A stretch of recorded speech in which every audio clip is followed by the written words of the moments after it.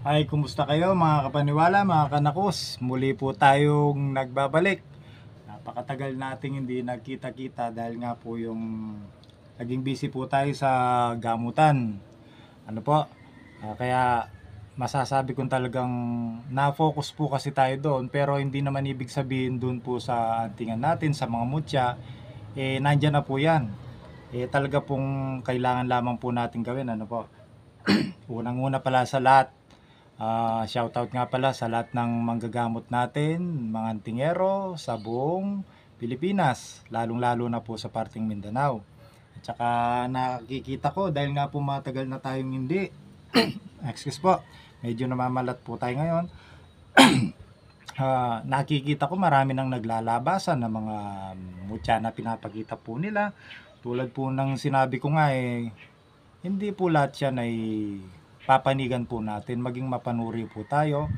Tulad po ng sinabi ko nga na tayo po kasing mga nagtatangan, masasabing mga normal na tao. Yung ibig po kasi sabihin ng normal na tao, yung wala pong kakayahan na tulad po namin na talagang binigyang bisa o biyaya patungkol po sa panggagamot, sa mga mutyaman. Shoutout nga pala sa lahat ng kasama ko rin po sa buong Team Jaguar. Po, shoutout sa inyo mga bro and sis. Lalong lalo na sa mga bagong gumagawa ng mga kasa ngayon. Marami po tayong nakikitang mga kasa-kasa. Wag po tayong basta-basta payo ko lamang po bilang isang Metatronist po. Kasi patungkol po doon sa mutya, alam nyo naman na wala pong pekeng mutya ang tulad kong isang Metatronist po. Alam nyo po yon sa unang video ko, nabanggit ko na po yon. Iba po yung nakakakita ng mutya, na alam po nila yung tunay na mutya. Iba-iba po kasi level yan. Meron pong level na sinabi ko na antingero, pasintabi po, hindi po tayo naninira ng ibang rito. Po, patungkol lamang po ito sa katotohanan. Katulad po ng sinasabi ko, yung pong may mga antingero po kasi na nagpapanggap bilang isang antingero. Sila po yung hindi po nila alam kung ano pinagagawa nila. Hindi po porke nakita natin na maraming suot, na mga bato-batong ganun bilang patunay na sila po yung tingero. Wala po sa suot ang isang tunay na nakakita ng mutya. Bakit po ako? Madalas nakikita ninyo sa unang video ko, hindi po ba yung mga ginagamit ko lamang yung mga nauna kong mga gamit, yung mga kidlat ko. Dahil po ang meta, nabanggit ko na rin po sa mga unang videos ko, ang Metatronist po ay sentro po niyan ay kidlat. Mga mutya po ng kidlat. Patungkol po doon, kapag po kami biniya ng ibang mutya ay iba po yan. Wala po, hindi nyo po makikita sa iba yan. Yung ibig ko po sabihin na hindi nyo makikita sa iba, halimbawa bilang isa pong Metatronist, ang meta po kasi instrumento ng hari ng kidlat. Sa susunod na video ko po, tuloy-tuloy na to para maunawaan po ninyo. Tsaka dahil nga matagal na ako hindi nag-video, gumawa ng video, yan po ang regalo ko patungkol dun sa mga humingi po ng kasagutan dito kung paano po maging isang meta. Depende po yon. Doon po sa pangalawang video na to. Ganito po kasi yan mga kapaniwala, mga kanakos. Meron kasi mga nagpapanggap ng tingero na sabihin na natin na ginagawa po nilang pagkakakitaan. Huwag din po kayo maniniwala dun sa, ay hindi naman yan pinapabayad, hindi naman pinapalimos sa mga mutya. Halatado kayong walang kaalam-alam. Ang totoo po niyan, ang mga mutya po, milyon pong halaga niyan. Kung alam ninyong ito'y tunay na mutya. Kaya nga po, tulad ng sa akin, bilang sa akin po, hindi ko pinipilit yung mga kukuha po sa akin, hindi ko po pinipilit ang namaniwala po sa tulad ko, tulad ng iba rin na nagpapatunay. Nandun po kasi tayo sa kung sino lamang pong paniniwala natin, mali man yung paniniwala natin o tama, hindi po natin pwedeng pigilan yun. May mga nagpapanggap po kasi na kuha ng bato, kasa ng kahit na anong gamit pangontra, na hindi naman po nila alam ang pinagagawa nila. Sa tulad nyo pong gustong magtangan, malilin lang po kayo. Pero sa aming mga tunay na nakakakita ng mutya, tunay na mga manggagamot, ay hindi po sila makakapaglinlang ng ganon. Ano po? Meron po kasing mga panggap na namumulot tapos pinamamahagi, binebenta, ito yung mga mutya. Marami po kasing magagandang bato sa parting Kabisayan, ibang Kabisayan, lalo na yung mga may mga sapaan magandang bato. Sa amin po sasablay ang mga yan. Dahil ako po talaga sa Pampanga, ilan na po yung nagpatunay dyan na antingero na hindi ko na po babanggitin na pinasyalan po ako, si Kanakos ninyo, na tagapamahagi ng tamang salita at saka mga tunay na mutya patungkol din po sa panggagamot, na sila may namangha po. Sinabi nila sa akin na talagang kami mahanga sa iyo, Kanakos, kasi dito talaga sa lugar mo ganito pala, puro mga building. Pampanga po ito, San Fernando, Pampanga, mga mall lang nandito, mga lupa dito, lahar, walang sapa-sapa dito. Pero bakit yung mga mutya po natin, halimbawa kidlat, kung ano man pong klase ng mutya yan, bakit po lumilitaw dyan? Dahil nga po dito ay wala pong Metatronist ang naghahunting ng mutya. Wala po. May mga gabay na ngayon naman direct mga Metatronist na nakakausap. Doon sa time na talagang ako'y dating musikero, tinawag ako bilang maging meta, mag-mission. Hindi ko po yun hinadlangan, pero nung una talaga ako natakot dahil nga yung susundan ka ng kidlat, tatamaan ka ng kidlat na akala mo patay ka na, hindi ka naman pala namatay. Syempre sino pong hindi matatakot sa ganun na may bumubulong sa'yo, akala mo dahil nga nung hindi pa po ako manggagamot, yun pong naramdaman ko Bago po ako naging isang manggagamot, Metatronist na po ako. Kaya ako po nalaman yan din pong binulong sa akin ng gabay ko na anghel na kidlat, na siya pong nagbibigay sa lahat ng mga mutya na ipinamamahagi ko naman po sa inyo.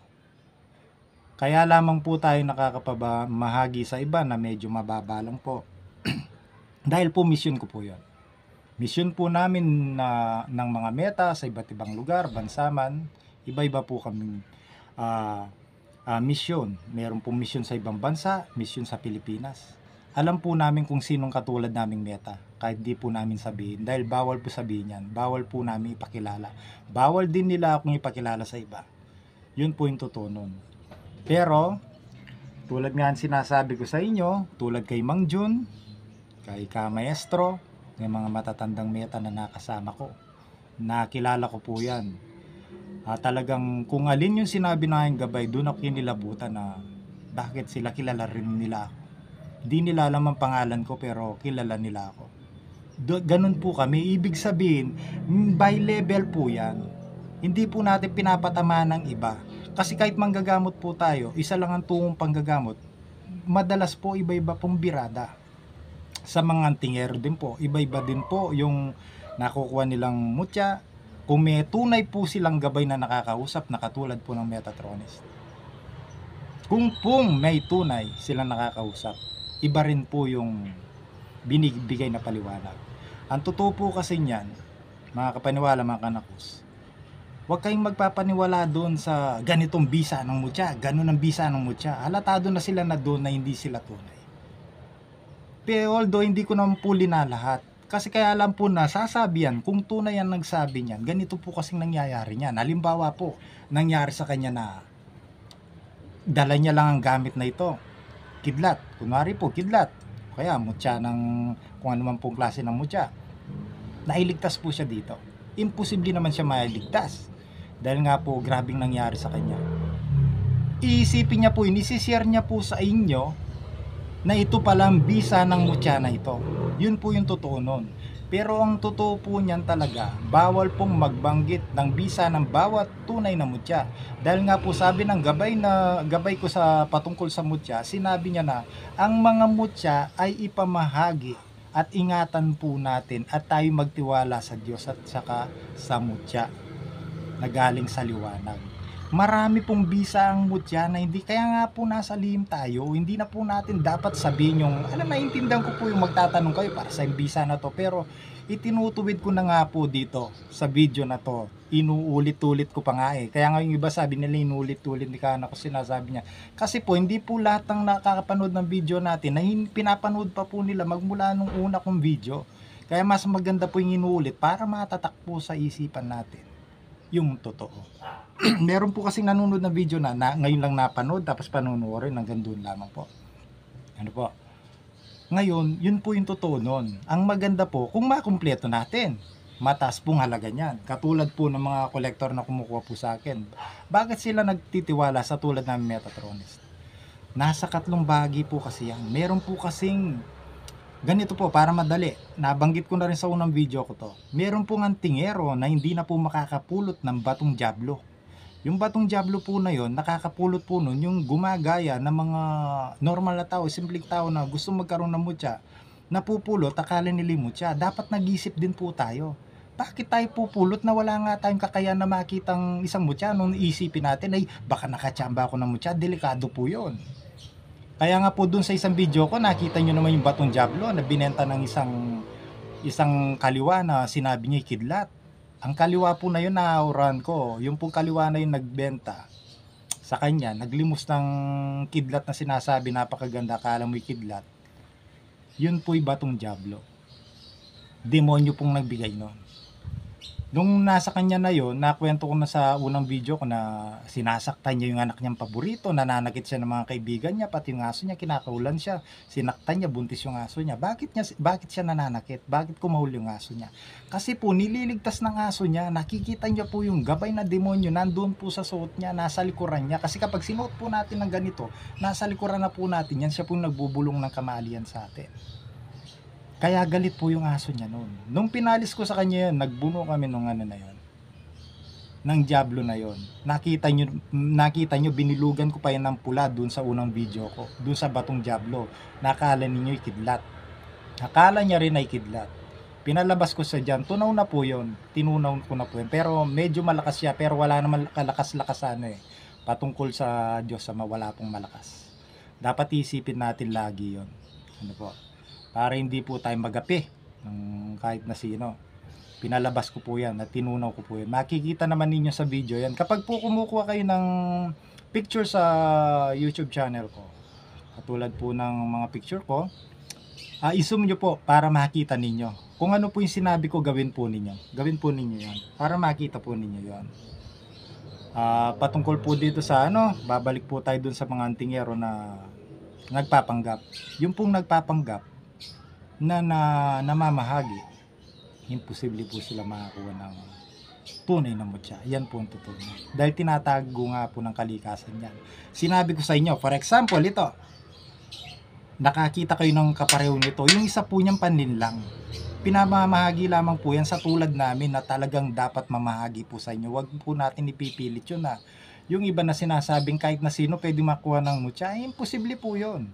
Una, paano anong basyan ninyo? May nagtuturo ba sa inyo? May nag-guide sa inyo? Dapat po, huwag tayong panilang. Doon dapat iniisip po natin yun na, oo nga naman, tama si Kanakos. Kukunin ko to, anong basyan ko na ito'y tunay na mutya?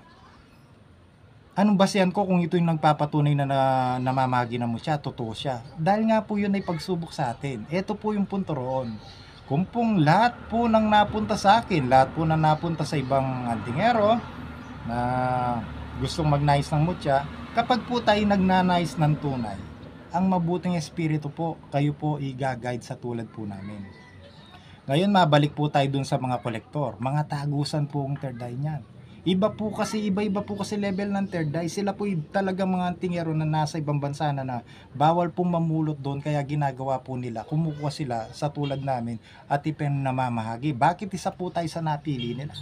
Mga kolektor po yan, milyon pong pinag-uusapan dyan sa mga mutya. Bakit po isa tayo sa napili? Kasi po sila mismo nagpatunay na si Kanakos, isa itong Metatronist. Wala talaga itong pekeng mutya. Yun po yung alam nila. Kasi hindi nyo po maloloko yung mga yan. 3 pong kolektor ang kumukuha po sa akin. Ngayon, dito naman po tayo sa antingero na nakakakita ng para may guide po kayo kung paliwanag patungkol po dito para maliwanawan kayo. Meron po kasing antingero na mga kapaniwala, mga Kanakos. Meron po kasing antingero na nakakita po ng tunay na mutya at nakakita rin ng hindi tunay na mutya. Sa madalit salita po, hindi dapat sabihin na nakakakita. Nakakatsamba lamang po.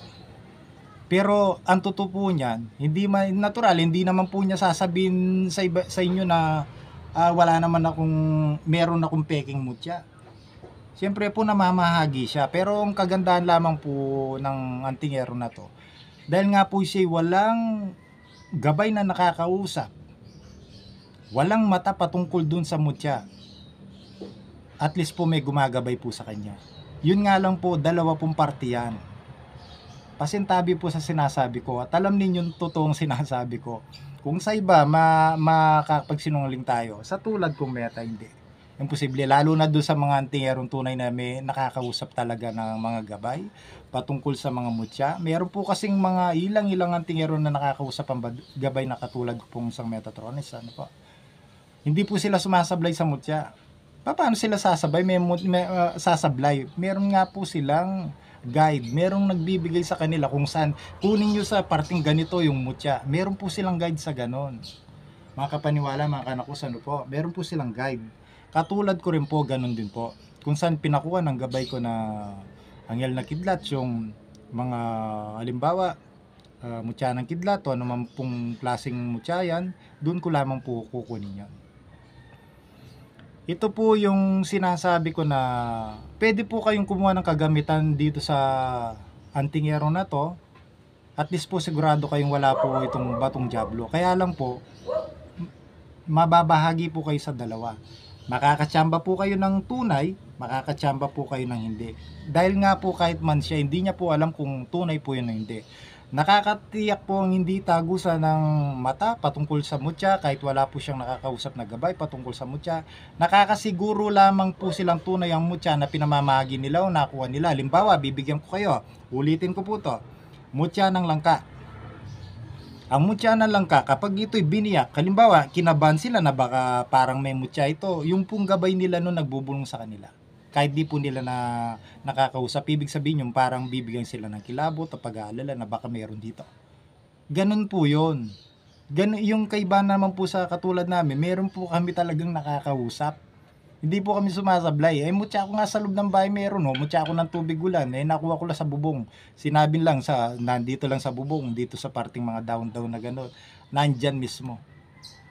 Ako po may alam doon. Wala po akong alam. Dati rin, kinuwento ko sa inyo, pumunta ako sa isang abandonadong gasolinahan. Doon may kukunin ka mutya. Pero hindi po sinasabi kung anong klaseng mutya.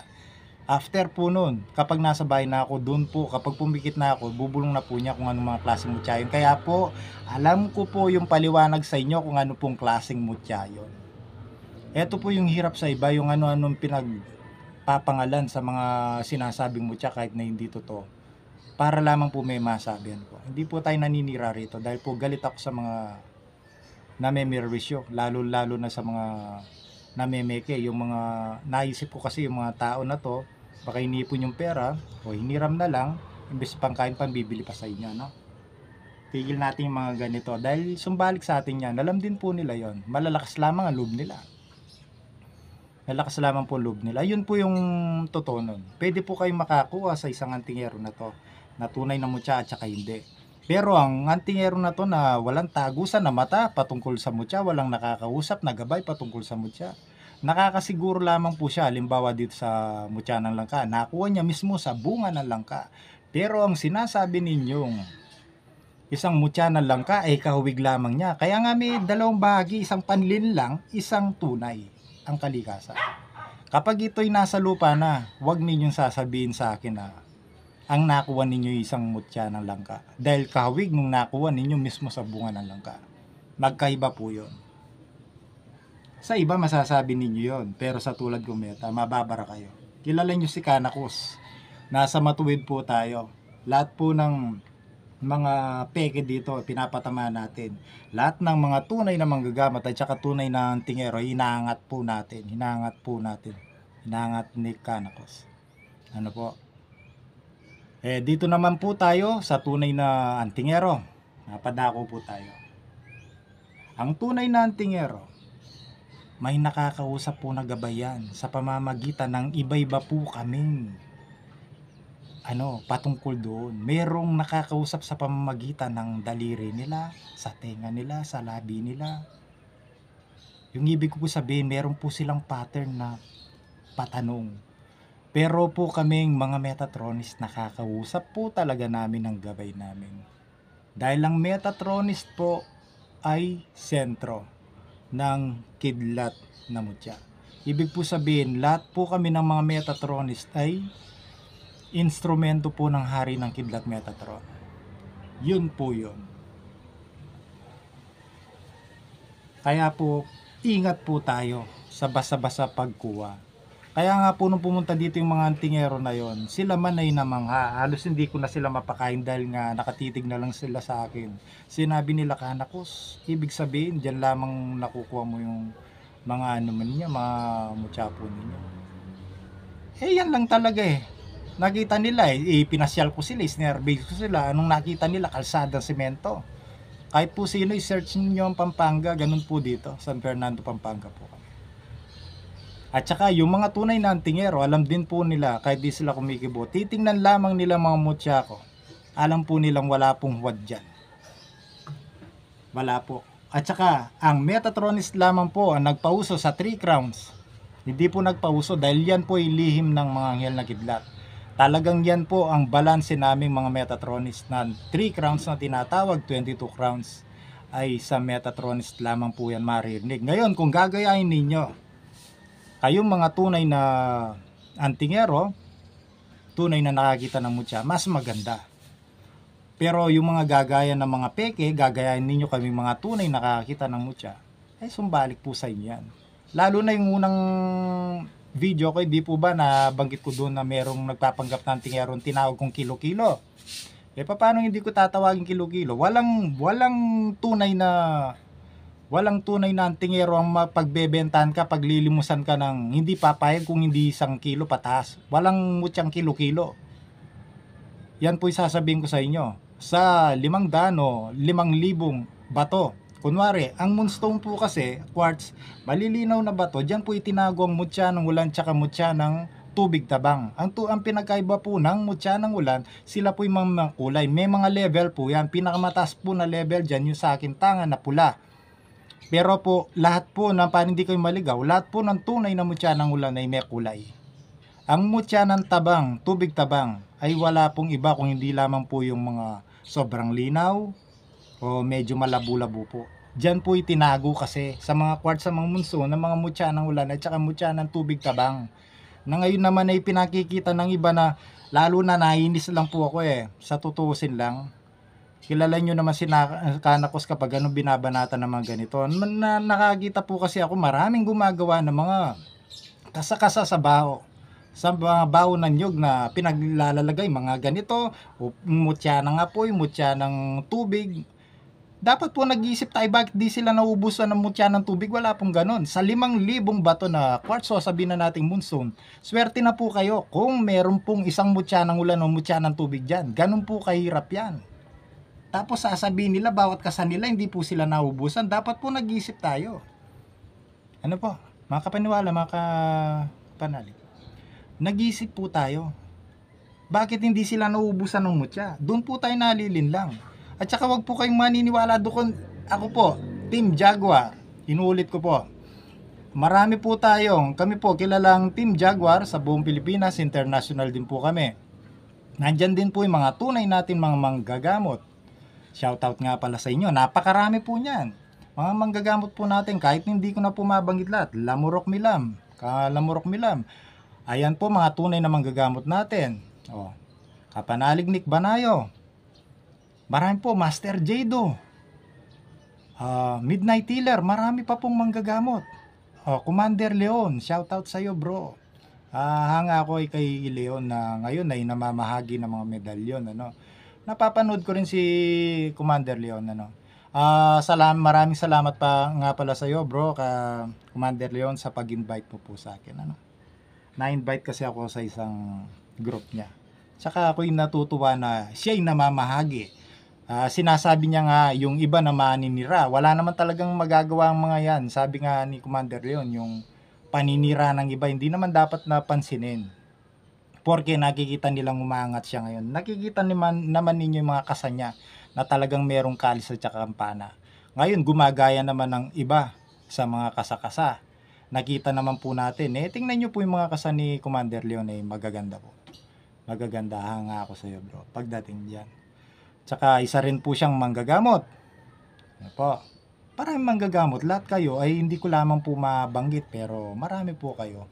Basta isa lamang po masasabi ko, inaangat ko po lahat ng tunay na antingero tsaka manggagamot sa buong Pilipinas. So, sa labas man po ng bansa. Ano po?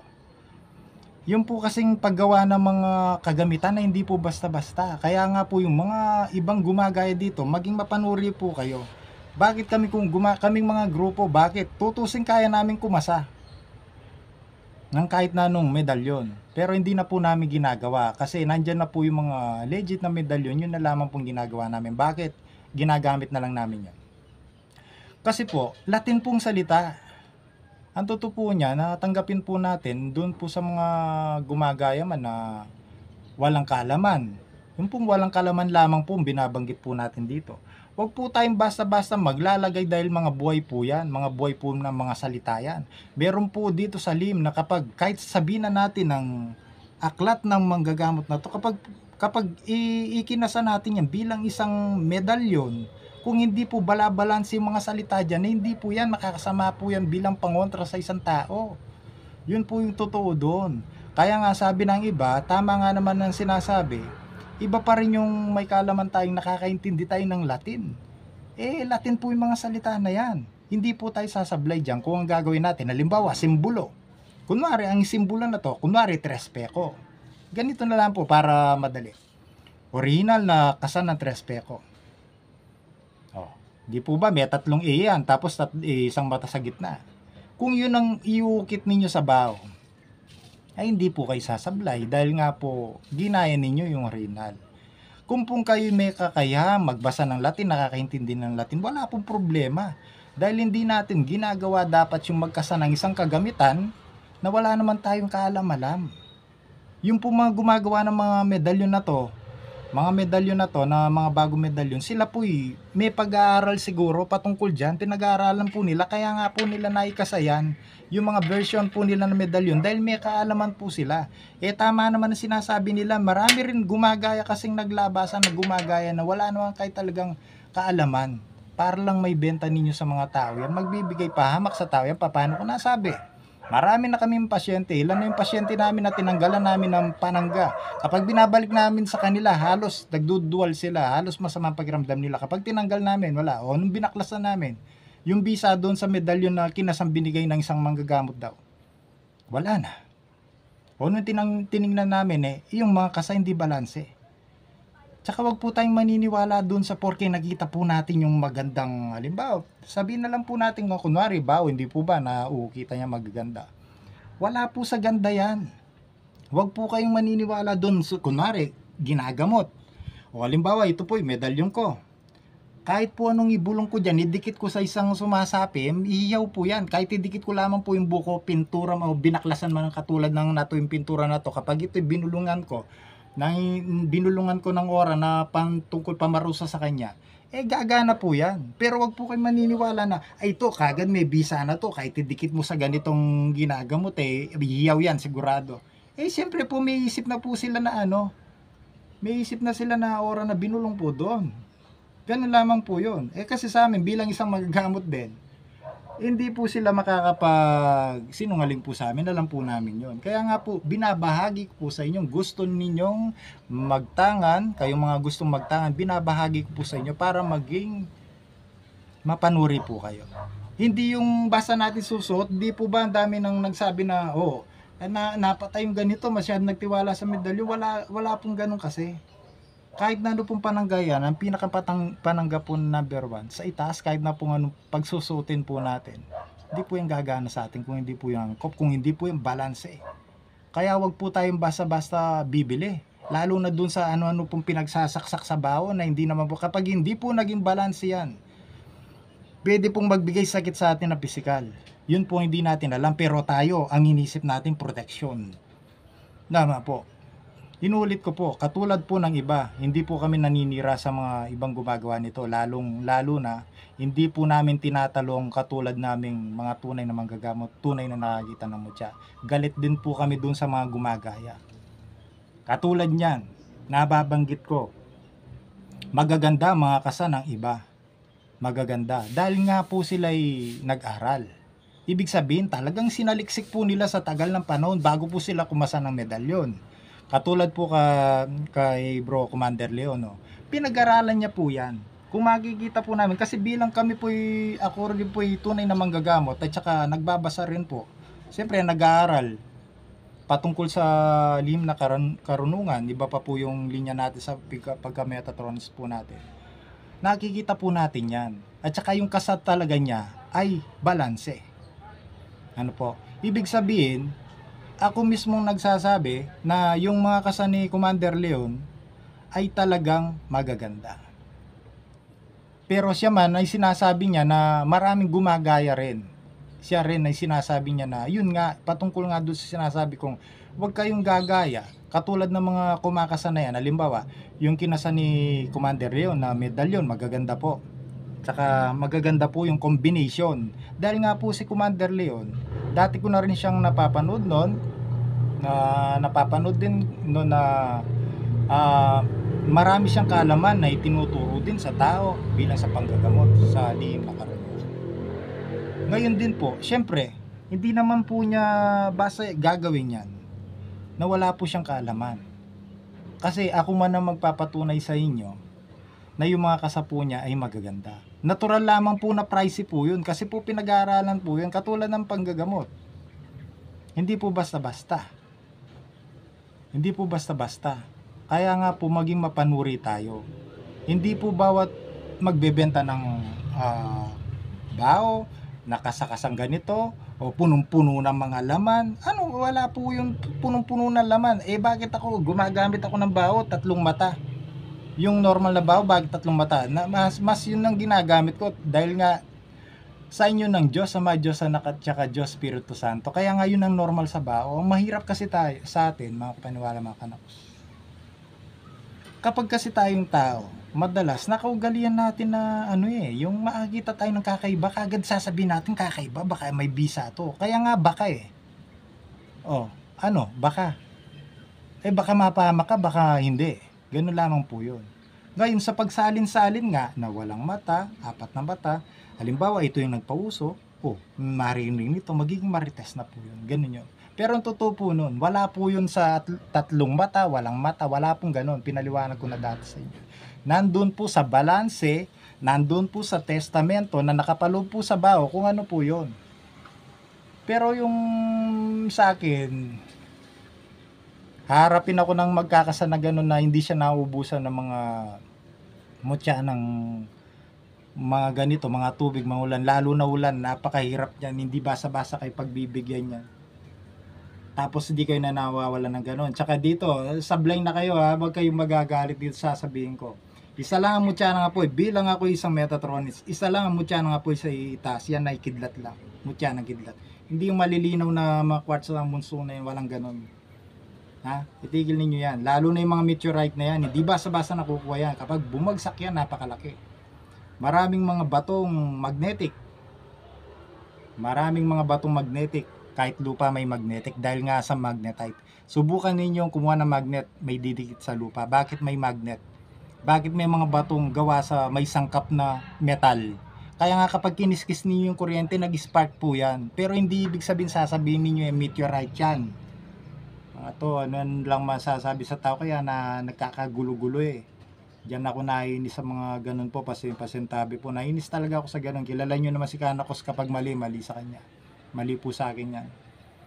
Kahit pumulot kayo ng mga bato, meron talagang magnetic. Hindi pwedeng mga walang magnetic dyan. Balanse, may magnetic, merong hindi. Kasi nga balanse. May lupa, may magnetic yan. Magnetite ang tawag dyan. Kasi kapag walang magnet yan, guguho. Guguho po yan. Katulad ng bundok, di po ba, ang nakakatulong mga ugat ng punong kahoy.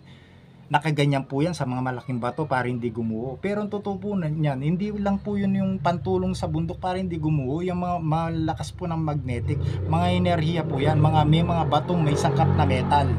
Kaya kung makikita ninyo, kahit idikit ninyo yung magnet na ganun, dumidikit po, pero hindi ibig sabihin na makakuha kayo ng mga bulalakaw na ganun, mga tawag dito, ang tawag ng meteorite, tinatawag na meteorite. Hindi po ganon. Hindi po ganun basihan dun sa nagmamagnet. Kahit sa kidlat, hindi basihan ng magnet. May mga malakas akong kidlat.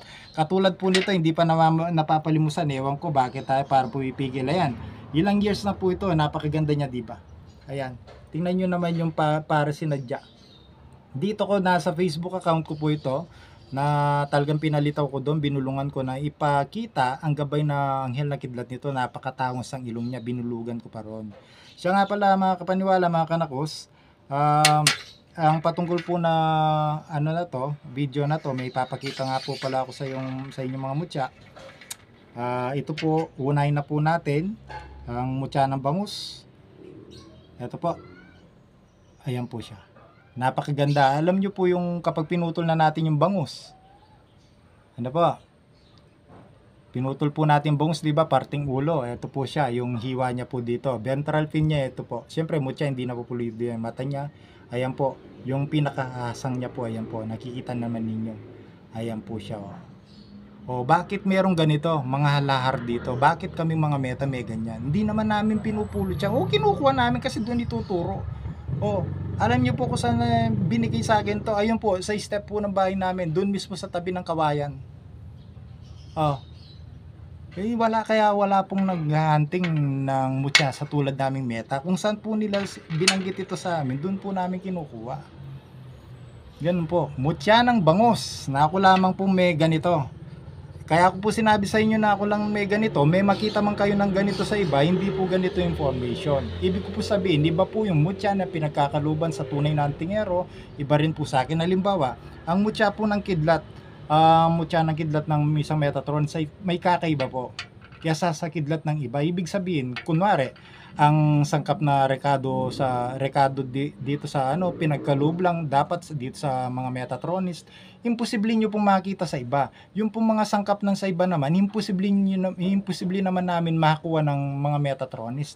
Kaya nga po balanse. Hindi ko po sinasabing kakaiba po yung mutya natin na wala po yung iba. Wala po talaga yung iba dahil nga po doon sa sangkap na balanse na binibigay po sa amin bilang isang Metatronist, iba rin po yung balanse yung binibigay sa kanila para kapag nagtagpo-tagpo po yung mga mutya na yun ay balanse po. Ganun lamang po yung paliwanag nun. Hindi ko po sinasabing ako lamang po merong ganito. Halimbawa po kidlat, yung mga tunay pong mga antingero na nakakita po dito, may nakakausap na gabay man nakatulad na Metron sa katulad ko, may mga kidlat ang mga yan. Pero pare-pareho lamang po kaming kidlat. Ang sinasabi po natin dito, may mga sangkap po na meron ng Metatronist na wala po sila. May mga sangkap ang mga gabay nila, yung mga nakukuha nilang mga mutya, may mga sangkap ang mga kidlat nila na wala naman sa amin. Bakit naging ganun? Kasi nga po, kapag nagtagpo-tagpo yan, ay magiging balanse. Halimbawa po kayo, nakakuha po kayo sa akin, tapos nakakuha pala kayo sa iba ng mga tunay na kidlat. Kapag po pinagsanib yan, meron po mga sangkap yan na magsasanib po sila. Yun po yung paliwanag doon. Ano po? Sa ulitin po, maraming salamat sa inyo. Pinakita po natin ngayon ang video natin. Tuloy-tuloy na po tayo ngayon gagawa ng video. Yun po yung pangako ko sa inyo kasi naabala lamang po tayo sa paggagamot. Ano po, naging busy tayo masyado. Inulit po sa mga gumagawa ng mga kasangayon, pasintabi dun sa ibang gumagawa. Alam niyo sarili niyo yan. Binabati ko yung lahat ng gumagawa ng mga panangga sa tao bilang proteksyon, katulad ng mga medalyon, mga gumagawa ng mga bao na balanse sana ang mga kasa. Dahil pag-isipan sana ninyo, kayong mga gumagawa nito, na kung hindi nyo tiyak sa sarili ninyo na talagang pulido yung ginagawa ninyo, wag na po nating ituloy. Ano po, kasi ang totoo niyan, kahit na bao lang yan, walang laman niya, mabibigay ko ng protection sa isang tao. At alam din ninyo yan, na pwede yan. Di na natin kailangan na palamanan. Kaya natin pinapalamanan yan, kayong mga nagtatangan, ganito yan. Mas iba pa rin yung may binubulong kayo. Hindi lang yung susutin yung ganun, magiging Superman. Huwag kayong maniniwala sa ganun, hindi ganun. May mga malalakas lamang. Kami kasi, halimbawa, pangontra. Ganito po kasi yan. Halimbawa, pangontra, ito po. Pangontra, binigay ko sa inyo. Hindi nyo na kailangan dasalan dahil binigay ko sa inyo bilang protection lamang sa mga kulang, barang, mga ganun po. Pero yung mga matataas na, halimbawa, antas yun, hindi kayo tatablan ng bala. Walang ganun na sasabihin sa susutin nyo, hindi kayo tatablan ng bala. Diyan kayo sasablay. Walang ganun. Dahil pinaghihirapan po yun. Dapat ninyo pakita sa sarili ninyo, hindi kayo tamad. Paghirapan ninyo. Ano po, ano. Yung pong ibang nagtatanong nga pala sa akin, munti ko na makalimutan tuloy. Inuulit ko, binabati ko lahat ng mga gumagawa ng pangontra, panangga ng mga lahat ng tao na gustong proteksyonan sarili nila. Lalong-lalo na sa mga gumagawa ng mga legit na medalyon, katulad na ni Commander Leon na binabati kita binabati kita bro sa mga ginagawa mo ngayon. Ipagpatuloy mo lamang yan. Tsaka maraming salamat din sa pag-invite mo sa akin sa group na Commander Leon. Hindi lang tayo nakakalabas dahil busy rin kasi tayo bro eh. Mulit muli po, hintayin po ang susunod na video. Napakainit dito sa lugar ko dito, kung alam lamang po ninyo. Nasa labas kasi ako, doon pa yung bahay namin. Dito ako sa abandonadong bahay, nag-vlog, magawa po ng video. Ingat-ingat po mga kapaniwala, mga kanakus. Ano po, maraming salamat. At tsaka ingatan po natin ang bawat pagkuha ng mga panangga, mga mutya man yan, lalo na mutya. Ingat po kayo, wag basta-basta kukuha sa isang tao na hindi naman kayo sigurado. Ano po, yun na. At saka ingatan po ang bawat panangga natin. Paghirapan po natin. May mga panangga kasi halimbawa, ito po, may ginamot akong kunwari na kulang. Hindi na po siya tatablan ulit kapag binigyan ko po siya ng panangga. Lalo na kung mga mutya yan. Lalong hindi na po yan. Ano po, yun po yung mga ganun po kami na mga manggagamot. Kung ano pong binigay namin na panangga, na tunay na manggagamot, hindi na po. Pero iba yung kasing matatas pong level. Halimbawa, gusto ninyo, di po kayo tatablan ng bahay, mga ganun. Hihirapan po kasi yun. Ano po, sana tanggapin natin sa sarili natin na hindi porke sinuot natin tayo po'y Superman. Unang-una po, dapat bago sa gamit, sa itas lamang po muna. Kahit ano pa pong gamit yan, una po kayo magtiwala sa Ama, sa Panginoon Jesus. Ano po? God bless po sa inyong lahat. Tsaka yun nga sinasabi ko, marami nagre-request bakit hindi na nila nakikita yung Bagwis Metatronist. Pinalitan ko po kasi pansamantala, gagawa na lang po ako ng ibang account patungkol doon. Pero ngayon sinasabi ko sa inyo, kung may makikita kayong Bagwis Metatronist, ay hindi po ako yon. Ang tunay ko pong pangalan ngayon sa FB account ko ay Bro Eyom. Ang Eyom po kasi pangalan ko po talaga yan sa gamutan. Sa Limatayag po, yan po talagang tunay na pangalan ko, ang Bro Eyom. Pwede rin nyo pong itawag sa akin ay Eyom. Ano po? Ngayon, sa video na to, sa itaas po, yung cellphone number ko para hindi po kayo malito. Makatiyak po kayo na kung sakaling gusto nyo pong lumimos na mga mutya sa akin o anuman pong pangontra, mag-message lamang po kayo. Kumontak kayo dyan sa number na nakikita nyo po sa akin. Kapag iba pong numero, hindi ko po sasabihin sa inyo na hindi po ako magbabanggit sa inyo ng numerong iba ko, number na CP number ko. Hindi po ako magbabanggit ng iba dahil po yan lamang po ang ginagamit ko. Nakikita nyo po sa taas ng video ko. Ano po. Tsaka ito po ilalagay ko na po, Bro Eyom. Yan po ang FB account ko. Yung Bagwis Metatronist po ay wala na. Bro Eyom po, yan po ay pangalan ko po sa gamutan. Sa ulitin, shoutout ulit sa mga kasama ko sa buong Pilipinas, sa buong Team Jaguar. God bless po sa inyong lahat. Hintayin nyo po susunod na video natin. Ipapakita po natin ang kulog po natin at saka ang agilang kidlat. Po. God bless.